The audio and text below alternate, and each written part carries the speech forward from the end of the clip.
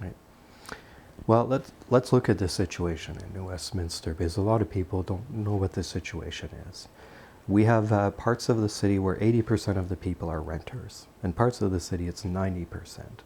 We have parts of the city where more than half of the people officially live below the poverty line.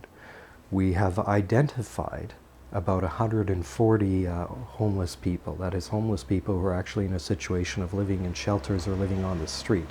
It doesn't count all the kids who don't have a place to live, who are sleeping on a friend's couch, or the people who are living 10 people to a 2-bedroom apartment, or those sorts of things. But we know we have a lot of poverty in the community. And the city has taken some measures. You know, we've protected the rental housing by banning conversion to strata. And there's some small city grants to some social agencies that can contribute. And we have the Homeless Coalition, and we're working hard on that issue.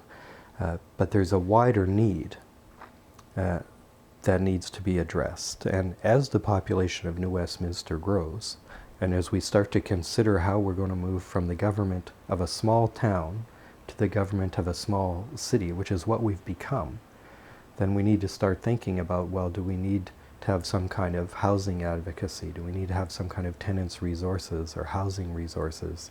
And what do we do to protect the affordable housing we already have and get new affordable housing? You know, we haven't had a new rental building built in New Westminster in 20 years.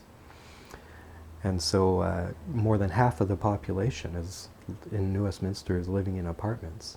And I think this city really needs to have a good look at how it serves those needs. And that's not to say that we stop taking care of the needs of all the other citizens. You know, in fact, they go together. But when we look at some of the issues that people are experiencing in our city, you know, we need to think seriously about this. One of the issues for me is there are neighborhoods where 80% of the people don't drive a car. And so if you look at an issue like the Moody Park pool issue, for example, where people say, well, it's a 5-minute drive to another pool. Well, it's actually a 1-hour walk for many people. And so we really need local services, and we need City Hall and recreation services and that sort of thing to be out throughout our city to serve everybody.